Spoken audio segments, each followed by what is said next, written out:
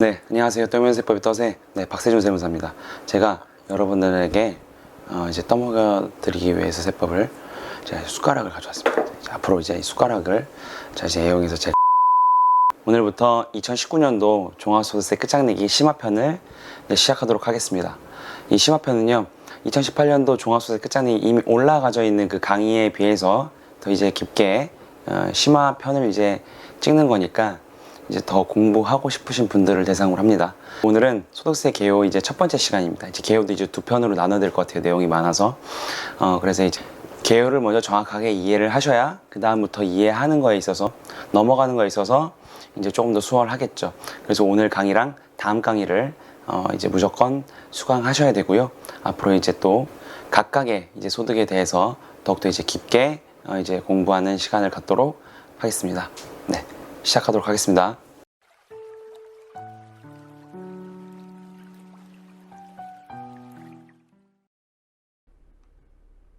네, 그래서 시작하도록 하겠습니다. 네, 일단은 과세 제한이 있으니까 세금을 내는 것이죠. 그래서 과세 제한은요, 소득세는 일정 기간 동안 개인이 얻은 소득이에요. 여기에는 이자소득, 배당소득, 사업소득, 근로소득, 연금소득, 기타소득까지를 2배사 근년기라고 하고, 퇴직이랑 양도까지 있습니다. 총 8가지 소득에 대해서 세금을 부과하는 것을 소득세라고 합니다. 소득세인데 종합소득세, 항상 궁금해하시는 이 종합소득세는 이 소득세 안에 들어가 있는 것이에요. 바로 뒤에서 공부할 겁니다. 그런데 이제 그 소득세 과세 근거에 대해서 좀 공부를 해야 됩니다. 이 근거는 이제 법인세 나중에 이제 공부할 때도 같이 또 이제 비교를 하면서 또 공부를 해야 되는 것이고, 항상 이제 어떤 세목을 공부하건 간에 이게 나와요. 그렇기 때문에 좀 간략하게 보고 넘어가야 되는데, 과세 근거는 두 가지예요. 먼저 소득 원천설입니다. 소득 원천설은 이제 계속적이고 경상적인 소득에 대해서만 과세를 하는 거예요. 그리고 순자산 증가설이 있어요. 순자산 증가설은 이제 계속적 경상적 소득뿐만이 아니고 일시적 비경상적인 소득까지도 과세를 하는 거예요. 그러니까 순자산 증가설이 훨씬 더 범위가 넓은 것이에요. 거의 포괄주의라고 볼 수 있는데, 이 소득세는 소득 원천설이랑 순자산 증가설을 둘 다 채택을 해서 이제 소득세를 과세하고 있습니다. 그런데 이 순자산 증가설은 이제 법인세만이에요.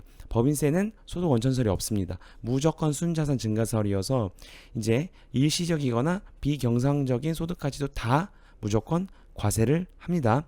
그런데 지금 저희가 공부하려는 이 소득세는 이 소득 원천설이랑 순자산 증가설이 같이 이제 병합이 되어 있는데, 이 중에서 이자, 배당, 사업, 근로, 연금 이제 소득 원천설이에요.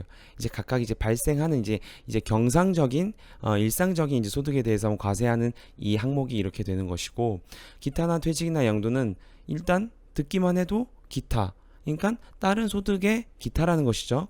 그렇기 때문에 한 가지로 모아놓은 것이 기타 소득이에요. 나머지 이제 이자, 왼쪽에 있는 이자, 배당, 사업, 근로, 연금에 포함될 수 없는 소득들을 기타 소득으로 다 뭉쳐놓은 겁니다. 그리고 퇴직 소득도 마찬가지죠. 퇴직 소득은 뭐 계속 퇴직이 발생하는 것이 아니죠.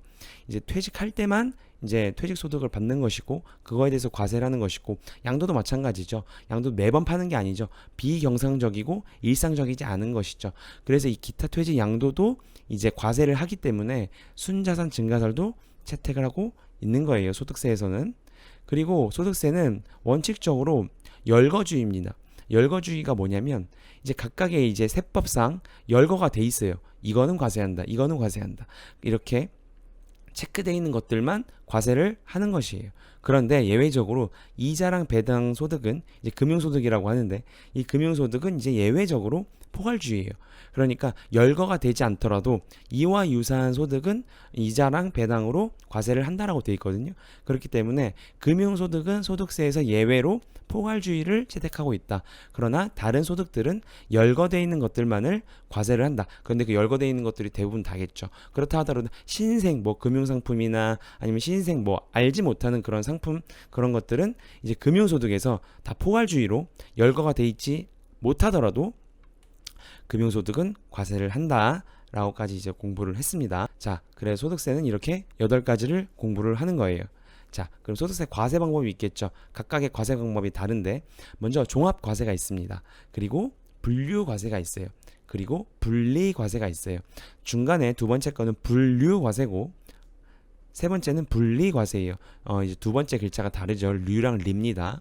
이 세 가지를 이제 방법으로 이제 과세를 하는데 이제 종합과세는 아까 봤던 것 중에서 이자, 배당, 사업, 근로, 연금, 기타 이 6가지에 대해서 합산해서 과세하는 것을 말하고 분류과세는 이제 퇴직이랑 양도를 따로 이제 분류해서 각각 이제 세금을 이제 부과하는 것이고요.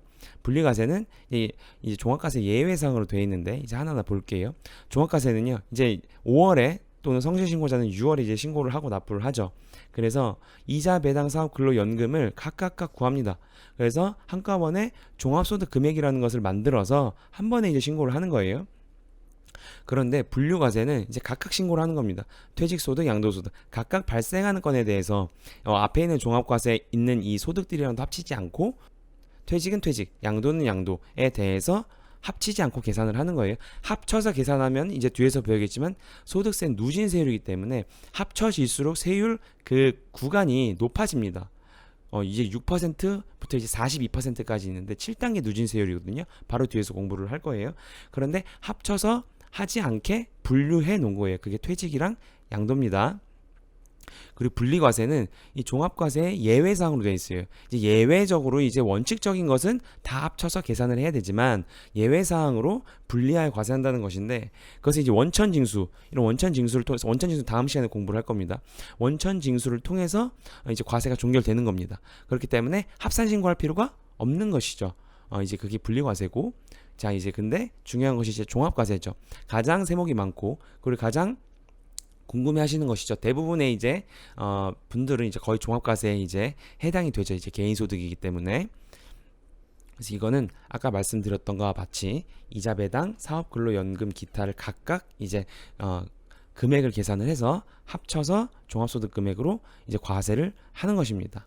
그런데 이제 어떻게 이제 과세를 하느냐 이 종합과세가 먼저 이제 수익이 있어요. 수익은 이제 매출이랑 똑같은 겁니다. 비용이 있죠. 비용을 빼기 전이 이제 수익인 거예요. 그래서 수익에서 비용을 뺀 것들이 이제 각각의 소득 금액이 되는 것이고 소득 금액을 합치는 거예요. 그런데 이자랑 배당은 비용이 없습니다. 그렇죠? 이자랑 배당 소득 있는 분들은 잘 생각해 보시면 비용을 처리할 수 있는 게 없어요. 그렇기 때문에 비용을 인정하지 않고 나머지 사업, 근로, 연금, 기타만 비용을 이제 처리를 하는 것인데 이제 각각 항목마다 이제 비용 처리하는 방법이 다 다르겠죠. 용어도 다르고 그건 그때그때 이제 가서 이제 공부를 하면 되고 이제 그래서 각각의 소득 금액을 합쳐서 종합소득 금액을 만드는 것입니다. 그래서 이 종합소득 금액이 어떻게 계산이 되느냐? 종합소득 금액에서 이렇게 이제 계산 구조를 통해서 만드는 거예요. 이 종합소득 금액이 이제 화살표대로 종합소득 금액에 들어가고 이제 밑에처럼 이제 계산 구조로 되는데 이제 계산 구조를 좀 볼게요. 종합소득 공제를 빼요. 이제 그 합친 거에서 종합소득 공제를 뺍니다. 그게 이제 과세 표준이에요. 이 종합소득 공제도 이렇게 많습니다.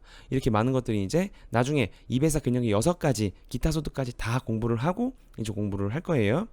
그리고 과세 표준에서 이제 기본 세율이죠. 이제 기본 세율이라는 것은 이제 누진 세율입니다. 7단계로 나눠져 있어요. 7개. 그래서 각각의 구간마다 이제 그 세율이 달라요. 어떻게 이제 계산하는지는 바로 뒤에서 볼 겁니다. 그래서 그게 나온 게 산출세액이고 이 세액이죠. 나왔는데 그 세액에서 이제 감면이나 또 공제를 받을 수 있는 것들이 있어요. 세액 감면이나 공제도 이제 자세하게 공부를 할 겁니다. 나중에. 그래서 그게 결정세액입니다. 근데 혹여나 가산세가 있을 수 있어요. 가산세까지 포함을 한 것이 이제 무조건 1년 안에 내야 되는 총 결정세액이에요. 요게 바로 이제 1년간 이제 소득세는 1년 이제 구간마다 이제 과세를 하는데 그게 1년 동안 내야 되는 총 결정세액이에요. 그런데 한꺼번에 낼 수가 없기 때문에 미리 뗍니다. 대부분의 이제 사람들한테 이제 기납부세액이죠. 기납부라는 것은 미리 납부했다는 거예요. 기납부세액을 이제 빼는데 그래서 총 결정세액이랑 기납부세액이랑 이제 비교를 해서 만약에 총 결정세액이 기납부세액보다 많다. 그럼 이제 자진 납부세액이 되는 거지. 이제 5월이나 6월에 납부를 해야 되는 것이고 제가 자꾸 6월에 말씀을 드리는 건 성실신고자들이 이제 갈수록 더 많아지기 때문에 제가 말씀을 드리는 겁니다.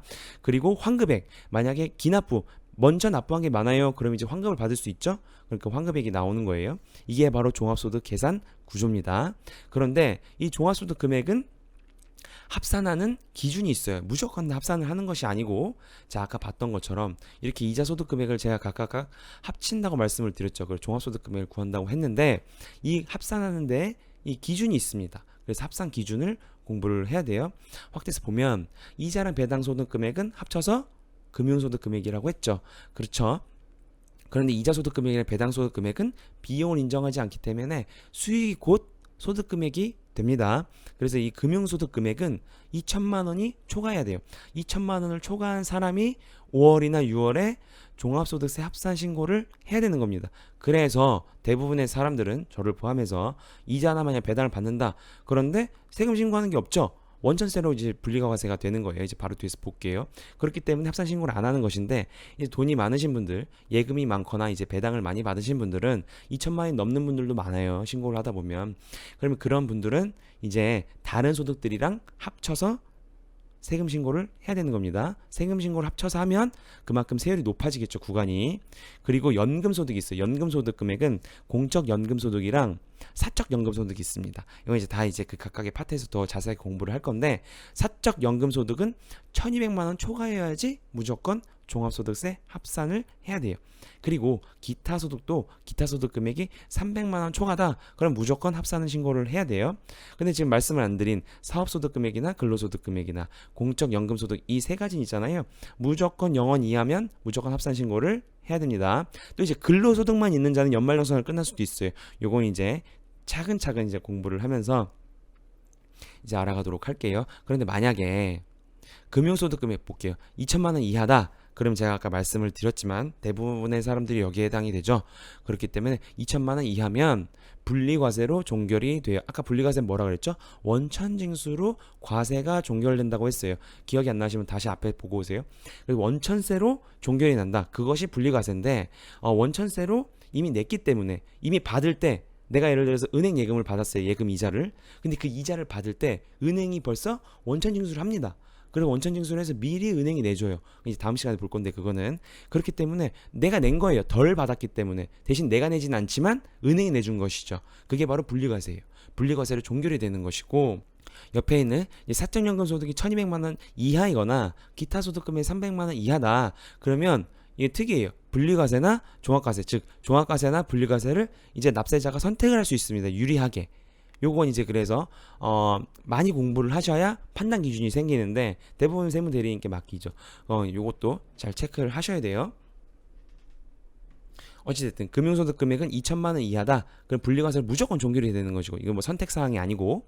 근데 사적연금소득이나 기타 소득이 1200만 원이나 300만 원 이하다. 그러면 납세자가 유리한 쪽으로 종합과세나 분리과세를 선택할 수가 있어요. 자, 그래서 신고서를 보면 2017년도 건데 똑같습니다. 그래서 안 바꾼 건데 2018년도 것도 똑같기 때문에 보시면 될 것 같아요. 이렇게 돼 있는데, 이제 그 다음 연도 5월에 신고를 하는 것인데, 이 4번 이 세액 계산에서 이제 요것을 다 이제 공부를 하면 되는 것입니다. 그래서 소득세 과세 기준과 이제 어떻게 과세를 하는 것인지에 대해서 공부를 했어요. 일정 기간 동안을 이제 공부를 해야 됩니다. 그래서 종합소득세 과세 기간을 보면요. 자, 이제 무조건 1년 단위예요. 1월 1일부터 12월 31일입니다. 지금 2019년도 걸 보고 있죠. 공부를 하고 있죠. 19년 1월 1일부터 12월 31일까지예요. 그것을 2020년 내년 5월 31일까지 신고와 납부를 하는 것이고, 이제 일반 과세자인 경우이고, 성실신고자 같은 경우에는 한 달을 더 줍니다. 6월 30일까지예요. 그런데 이제 이 성실신고자는 이제 더 사업소득편 가서 더 자세하게 볼 건데, 이제 앞으로도 이제 성실신고 사업자분들이 이제 더 많아지기 때문에 이제 철저하게 이제 관리를 하시고 기장을 하셔야 됩니다. 이 금액은 이제 2019년도 소득분에 대해서만 이제 기준이 되는 거예요. 이제 업종 구분에 따라서 수익 금액이 예를 들어서 도소매업 등, 그래서 1그룹에 속한다. 그럼 15억 이상입니다.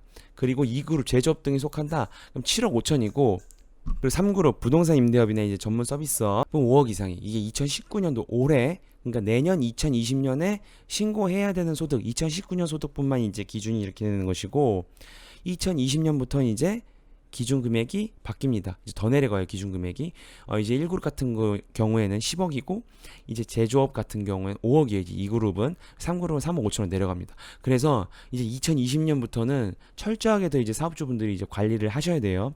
이제 기준 금액이 내려갔기 때문에 좀만 잘못하시면 바로 이제 성실신고자가 됩니다. 성실신고자 되시면 이제 소문 들어서서 아시겠지만 세금 많이 내십니다. 또 이제 관리 안 되면 더 많이 내세요.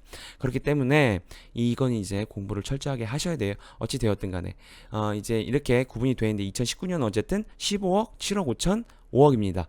자, 근데 제가 이제 여기서 공부하고 넘어가야 될 게 질문을 하도 많이 받아서 성실신고자는 수익 금액을 가지고 이제 판단을 하는 겁니다. 수익의 수익. 세법 텍스 세무 조정이 있어요. 이건 이제 회계 처리고 회계 처리 다음에 해야 되는 것이 이제 세법상으로 이제 조정을 합니다. 이거 모르시면 이제 사업소득 평가서 이제 다시 공부하시면 되는데, 그런데 이제 세무 조정이 없다고 하면은 회계상 수익이랑 세법상 수익이 같겠죠. 어쨌든 저는 지금 전제가 세법상 세무 조정이 없다는 전제에 지금 설명을 드리는 거예요. 그렇게 되면 회계상 수익이 곧 세법상 수익이 돼요. 그러면 그 수익을 가지고 성실신고 기준을 판단을 하는 거예요. 여기에 당기수익, 즉 수익에서 비용을 뺀 이익을 가지고 이제 판단을 하는 것이 아니라 무조건 매출 기준입니다. 쉽게 생각해서 매출이라고 생각하시면 돼요. 매출. 예를 들어서 도소매업을 하세요. 도소매업을 하시는데 2019년도에 수익, 즉 매출이 10억 되셨어요. 그런데 비용 처리가 16억이 됐어요. 뭐 인건비를 많이 쓰신다든지 아니면 매입을 많이 하셔서 더 많이 이제 비용이 나온 거예요. 그래서 이익은 오히려 마이너스 1억이 나왔습니다. 이렇게 돼도 이분은 무조건 수익이 15억이 이상이기 때문에 1그룹 같은 경우다. 근데 15억 이상이기 때문에 무조건 성실신고자가 되는 거예요. 자, 어쨌든 근데 예외적으로 비거주자다. 비거주자 같은 경우에는 이제 우리나라에 이제서 뛰는 운동선수들이나 아니면 이제 이민 같은 거 가는 경우를 말을 하죠. 그럼 출국일까지의 이제 소득에 대해서 출국일 전날까지 신고와 납부를 해야 되고, 만약 사망을 했다 그럼 사망일까지입니다. 근데 이제 사망일이 이제 신고는 납부는 사망일이 속하는 달에 말일로부터 6개월이 되는 날까지 6개월 더 주는 것이죠. 그래서 이제 상속세 신고 기한이나 이제 맞추기 위함입니다. 자, 이렇게 해서 이제 과세 기간에 대해서 공부를 했고, 자, 이제 오늘은 이제 이 기본 세율까지만 공부하면 될 것 같아요. 7단계 누진세율입니다. 7단계로 나눠져 있는데, 자, 이제 누진세율 완벽하게 오늘 공부하도록 하겠습니다. 먼저 어떻게 구간이 되어 있냐? 1200만 원까지는 6%예요. 근데 이제 4600만 원까지 이제 15%고 4600만 원부터 8800만 원까지는 24%예요. 그리고 8800만 원부터 1억 5천까지는 35%고 1억 5천부터 3억까지는 38%예요. 3억부터 5억까지는 40%고 이제 5억부터는 이제 계속 42%입니다. 요거 이제 2018년도에 개정이 됐죠. 작년부터 시행이 되는 것인데 2019년도엔 개정이 된 게 없기 때문에 그대로 가는 겁니다. 자, 이제 요거에 대해서 누진세율에 대해서 공부를 할 거예요. 예를 들어서 어떤 한 분이 아까 이제 합산을 해야 되는 이 토탈 이자 배당 사업 근로 연금 기타에 대해서 이제 합산 기준까지 배웠죠. 저희가 합산을 해야 되는 소득 금액을 계산을 해 보니까 종합소득 금액이 8,750만 원이에요. 근데 이제 여기서 이제 공제를 하죠. 종합소득 공제를 하는데 인적 공제 중에서 기본 공제만 있다고 할게요. 기본 공제 이제 150만 원이거든요. 나머지 공제는 다 없다고 할게요. 요거 이제 공제도 나중에 다 공부하시면 됩니다. 같이. 근데 인적 공제밖에 없기 때문에 기본 공제 150만 원이거든요. 그러면 요 예를 통해서 공부를 해보도록 할게요. 그럼 종합소득금이 8,750만 원이고 이제 종합소득 공제를 빼죠. 150만 원. 그럼 8,600만 원입니다. 8,600만 원이 이제 세율을 이제 곱해서 이제 산출세액을 만드는 거예요. 이 산출세액 만드는 과정을 지금 보는 겁니다. 8,600만 원을 가지고 자 볼게요. 8,600만 원은 이 세율표에서 어디예요? 그쵸, 이제 확대해서 보면 이 8,800만 원 미만이죠. 그렇기 때문에 4,600만 원이랑 8,800만 원 사이입니다. 그쵸, 여기 있죠. 8,600만 원은 자 이제 계산해 볼게요. 누진세율이 어떻게 되는 것인지. 자, 1200만 원까지는 6%를 곱하는 거예요. 0원부터 1200만 원이죠. 이거 빼고 1200만 원을 가지고 6%를 곱해서 72만 원을 만듭니다. 그런데 이제 아직 8600만 원까지 과세를 안 했죠. 1200만 원까지밖에 안 했죠. 그쵸? 1200만 원까지 과세를 했기 때문에 이제 두 번째 구간에서는 4600만 원에서 이 1200만 원까지 이제 계산한 1200만 원을 빼주고 나머지 3400만 원에 대해서 15%를 곱하는 거예요. 그렇게 되면 510만 원이 나옵니다. 그리고 이제 8,600만 원이죠. 이 구간에 이제 또 계산을 해야 되잖아요. 8,600만 원. 여기서 8,600만 원에서 또 4,600만 원까지 이제 과세를 했죠. 그렇기 때문에 4,600만 원을 빼면 4천만 원이죠. 거기서 이제 24% 구간이잖아요. 그래서 960만 원이 나와서 이 세 개를 합쳐서 1,542만 원이 산출세액으로 나오는 거예요. 이게 바로 누진세율입니다. 그렇기 때문에 합산신고를 하게 만들어 놓은 거예요. 아까 분류과세, 퇴직이랑 양도는 이렇게 합산하지 않고 이자 배당, 근로연금 기타까지 6가지 사업까지 6가지에 대해서 이제 합산을 하게끔 만들어 놓은 겁니다. 합산을 해 놓으면 당연히 세율 구간이 높은 소득도 많아지겠죠. 그래서 누진세율이에요. 그래서 어떻게 계산을 하느냐? 쓸 때는 기본세율 24% 구간까지 갔잖아요. 그래서 한계세율 24%를 쓰고 1,542만 원이라고 이렇게 쓰는 거예요. 이게 바로 누진세율입니다. 그런데 이 표를 보신 분들도 있을 거예요. 이게 누진세율표인데 누진공제, 누진공제. 요것 때문에 누진세율의 개념을 모르시고 헷갈려 하시는 분들도 많으세요.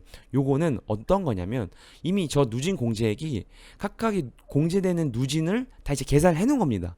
그래서 아까 봤던 그 한 사람이 8,600만 원이었죠. 8,750만 원에서 150만 원 뺀 게 8,600만 원 구간 여기 24%였죠. 아까 어떻게 이제 구간이 되는 거예요? 그쵸? 요 세 번째 구간이죠. 그래 누진 공제액 요거 얼마였어요? 522만 원이라고 써 있죠. 저 표에서 그냥 522만 원 뺍니다. 그냥 8,600만 원 24% 일단 곱해요. 거기서 그리고 빼는 것을 522만 원을 뺍니다. 그러면 1,542만 원이 돼요. 이거 왜 그런 거예요? 누진 공제액에 이미 공제되는 누진들이 다 포함이 되어 있는 거예요. 계산은 이미 다 해져 있는 겁니다. 그래서 간단하게 바로 아까처럼 바로 어디 초과까지 그렇게 계산을 하면 복잡하니까 이 표를 통해서 계산을 하는 거예요. 그래서 아까 이렇게 했던 5,542만 원과 똑같아지는 결과가 나옵니다. 자, 그래서 7단계 누진세율까지 봤습니다.